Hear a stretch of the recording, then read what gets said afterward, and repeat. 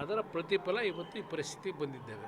ಈಗ ವಿದ್ಯಾರ್ಥಿಗಳು ನಿನ್ನೆ ಧಾರವಾಡದಲ್ಲಿ ಒಂದು ದೊಡ್ಡ ಮಟ್ಟದಲ್ಲಿ 2 ದಿವಸದಿಂದ ರ್ಯಾಲಿ ಮಾಡ್ತಾ ಇದ್ದಾರೆ.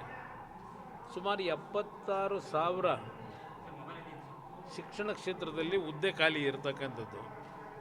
ಇನ್ನು ನೀವು ಆರೋಗ್ಯ ಕ್ಷೇತ್ರ ಇರ್ಬೋದು, ಅರಣ್ಯ ಇಲಾಖೆ ಇರ್ಬೋದು, ಕೃಷಿ ಇಲಾಖೆ ಇರ್ಬೋದು, ಎಲ್ಲ ಇಲಾಖೆಗಳಲ್ಲೂ ಇವತ್ತು ಖಾಲಿ ಇದ್ದಾವೆ. ನೀವೇ ನೋಡ್ತೀರಿ, ಆಸ್ಪತ್ರೆಗಳಿಗೆ ಹೋದರೆ ಸಿಬ್ಬಂದಿಗಳ ಕೊರತೆ ಇರ್ತಕ್ಕಂಥದ್ದನ್ನು ನೀವು ಪ್ರತಿನಿತ್ಯ ತೋರಿಸ್ತಾ ಇರ್ತೀರಿ. ಇಂದ ಈ ಸರ್ಕಾರದಲ್ಲಿ ಸುಮಾರು 2.5 ಲಕ್ಷಕ್ಕೂ ಹೆಚ್ಚಿನ ಒಂದು ಸರ್ಕಾರಿ ಉದ್ಯೋಗಗಳ ಖಾಲಿ ಇದ್ದರೂ ಬೇರೆ ಬೇರೆ ಸಬಬುಗಳನ್ನು ಹೇಳಿ ಮುಂದಕ್ಕೆ ತಳ್ತಾ ಇದ್ದಾರೆ. ಈಗ ಕ್ಯಾಬಿನೆಟ್ನಲ್ಲಿ ತೀರ್ಮಾನ ತಗೋತೀವಿ ಅಂತ ಈಗೇನೋ ಹೇಳ್ತಾ ಇದ್ದಾರೆ. ಅದು ಎಷ್ಟರ ಮಟ್ಟಿಗೆ ಅದನ್ನು ಅನುಷ್ಠಾನಕ್ಕೆ ತರ್ತಾರೆ ನನಗಂತೂ ಗೊತ್ತಿಲ್ಲ. ನೋಡೋಣ ಏನು ಮಾಡ್ತಾರೆ ಅಂತೇಳಿ. ಆದರೆ ಒಂದು ಸರ್ಕಾರದ ಜವಾಬ್ದಾರಿ ಉದ್ಯೋಗವನ್ನು ಕೊಡ್ತಕ್ಕಂಥದ್ದು. ಅವ್ರು ಹೇಳ್ಬೋದು ಕೇಂದ್ರ ಸರ್ಕಾರದಲ್ಲೂ ಹೇಳಿದರು, ಅವರೇನು ಕೊಟ್ರ ಅಂತೇಳಿ. ಇಲ್ಲಿ ಪ್ರಶ್ನೆ, ಇದಕ್ಕೆ ಉತ್ತರ ಅವರು ಕೊಡಲಿಲ್ಲ, ನಾವು ಕೊಡಲ್ಲ ಅನ್ನೋದಲ್ಲ. ಇವತ್ತು ಚುನಾವಣೆ ಸಂದರ್ಭದಲ್ಲಿ ಇವರು ಏನೇನು ಜನಗಳಿಗೆ ಮಾತು ಕೊಟ್ಟಿದ್ದಾರೆ, ಅದರಲ್ಲೂ ವಿಶೇಷವಾಗಿ ಯುವಕರಿಗೆ ಉದ್ಯೋಗ ಕೊಡ್ತಕ್ಕಂಥದ್ದು ಸರ್ಕಾರದ ಜವಾಬ್ದಾರಿ ಇದೆ. ಅದರಲ್ಲೂ ಸಹ ಕಳೆದ 2.5 ವರ್ಷ ಕುರ್ಚಿಯ ಒಂದು ಹಂಚಿಕೆ ವಿಷಯದಲ್ಲಿ ಸಮಯವನ್ನು ಏನು ವ್ಯರ್ಥ ಮಾಡ್ಕೊಂಡಿದ್ದಾರೆ. ಈಗಲಾದರೂ ಸರಿಪಡಿಸ್ಕೊಳ್ಳಿ ಅಂತಕ್ಕಂಥದ್ದು ಹೇಳ್ತೀನಿ. ಹಿಂದಿನ ಸರ್ಕಾರದ ಪಾಪದ ಕೂಸು ಇದವರು ಅಪಾಯಿಂಟ್ ಮಾಡ್ಕೊಳ್ಳಿಲ್ಲ ಅಂತ ನಾನು ಹಿಂದಿನ ಸರ್ಕಾರದ ಪಾಪದ ಕೂಸಿನ ಬಗ್ಗೆ ಚರ್ಚೆ ಮಾಡಲ್ಲ. ಆ ಪಾಪದ ಕೂಸಿದೆ ಅಂತಲೇ ಇವ್ರಿಗೆ 135 ಸೀಟ್ ಕೊಟ್ಟಿದ್ದಲ್ವಾ.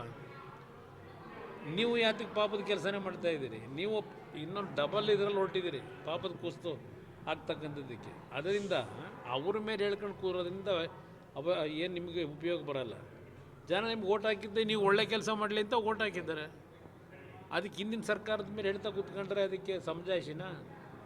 ಒಳ್ಳೆ ಕೆಲಸ ಮಾಡಿ. ಅವರು ನೇರವಾದಂತ ಆರೋಪ ಮಾಡ್ತಾ ಇದ್ದಾರೆ. ಏನು ಗುತ್ತಿಗೆದಾರರಿಗೆ ಬದುಕೋಕೆ ಆಗ್ತಾ ಇಲ್ಲ ರಾಜ್ಯ ಸರ್ಕಾರ.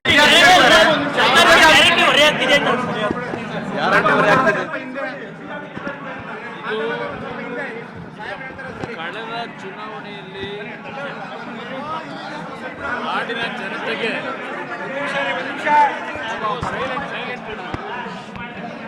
ಚುನಾವಣೆಯಲ್ಲಿ ನಾಡಿನ ಜನತೆಗೆ 5 ಗ್ಯಾರಂಟಿಗಳ ಭರವಸೆ ಕೊಟ್ಟಂಥದ್ದೇನಿದೆ, ಭರವಸೆಯನ್ನು ಈಡೇರಿಸ್ತಕ್ಕಂಥದ್ರಲ್ಲಿ ಅವರು ಪ್ರತಿನಿತ್ಯ ಹೇಳ್ತಕ್ಕಂಥದ್ದು ನುಡಿದಂತೆ ನಡೆದಿದ್ದೇವೆ ಅಂತ ಹೇಳಿ. ಆ ವಿಷಯದಲ್ಲಿ ನನ್ನ ತಕರಾರೇನಿಲ್ಲ. 5 ಗ್ಯಾರಂಟಿಗಳ ಘೋಷಣೆಯೊಂದಿಗೆ 135 ಸ್ಥಾನಗಳನ್ನು ಪಡೆದು ಅಧಿಕಾರಕ್ಕೆ ಬಂದರು. ಆದರೆ ಅಧಿಕಾರಕ್ಕೆ ಬಂದ ದಿನದಿಂದ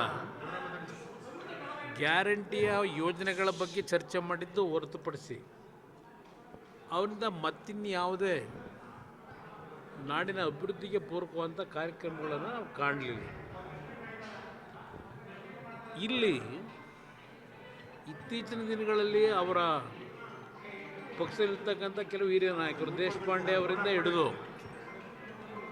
ಈಗ ನಿನ್ನೆ ದಿನ ಉಪಮುಖ್ಯಮಂತ್ರಿಗಳು ಹೇಳಿದ್ದಾರೆ, ನಾವು ಗ್ಯಾರಂಟಿ ಸ್ಕೀಮ್ನಿಂದ ಹಲವಾರು ಯೋಜನೆಗಳನ್ನು ತರಲಿಕ್ಕೆ ಆಗ್ತಿಲ್ಲ, ಅದರ ಭಾರ ಏನು ಅನ್ನೋದು ಅರ್ಥ ಆಗ್ತಿದೆ ಅಂತಕ್ಕಂಥದ್ದನ್ನು ಹೇಳಿದ್ದಾರೆ. ನಾನು ಅದನ್ನು ಸಹ ಭಾರ ಇದೆ ಅಂತಕ್ಕಂಥದ್ದು ಹೇಳಲ್ಲ. ಸರ್ಕಾರದಲ್ಲಿ ಒಂದು ಆಡಳಿತದ ಬಿಗಿ ನಿಲುವಿದ್ದಿದ್ರೆ ಈ ಕಾರ್ಯಕ್ರಮಗಳನ್ನು ಕೊಟ್ಟು ಸಹ ಒಳ್ಳೆಯ ಕಾರ್ಯಕ್ರಮಗಳನ್ನು ಅಭಿವೃದ್ಧಿನ ಮಾಡಲಿಕ್ಕೆ ಅವಕಾಶಗಳಿದೆ. ಕರ್ನಾಟಕದಲ್ಲಿ ಈ ಸರ್ಕಾರ ಬಂದ ಮೇಲೆ ಯಾವ್ಯಾವ ಒಂದು ವಿಷಯಗಳಲ್ಲಿ ತೆರಿಗೆಯನ್ನು ಹೆಚ್ಚಿನ ರೀತಿಯಲ್ಲಿ ವಿಧಿಸ್ಕೊಂಬಂದಿದ್ದಾರೆ. ಸರ್ಕಾರದ ಖಜಾನೆ ತುಂಬಿಸ್ಲಿಕ್ಕೆ ಇದೇ ಜನತೆಯ ಮೇಲೆ ಯಾವ 5 ಗ್ಯಾರಂಟಿಯನ್ನು ಉಪಯೋಗ ಮಾಡ್ತಾ ಇದ್ದಾರೆ ಜನ, ಅದೇ ವರ್ಗದ ಜನರ ಮೇಲೇ ಹಲವಾರು ರೀತಿಯ ತೆರಿಗೆಗಳನ್ನು ಹಾಕಿ ಸರ್ಕಾರ ಮತ್ತೊಂದು ಕಡೆ ದೊಡ್ಡ ಮಟ್ಟದಲ್ಲಿ ಹಣ ಸಂಗ್ರಹ ಮಾಡಿದ್ದಾರೆ. ಆದರೆ ಈ ಬಂದಂಥ ಜನತೆಯ ತೆರಿಗೆ ಹಣವನ್ನು ಗುಣಾತ್ಮಕವಾದಂಥ ಕಾರ್ಯಕ್ರಮಗಳನ್ನು ತರಲಿಕ್ಕೆ ಮತ್ತು ಅಭಿವೃದ್ಧಿಪೂರ್ವಕವಾದಂಥ ಕಾರ್ಯಕ್ರಮಗಳಿಗೆ ಈ ಸರ್ಕಾರದಲ್ಲಿ ಒಂದು ಬದ್ಧತೆಯನ್ನು ನಾವೇನು ಕಾಣಲಿಲ್ಲ.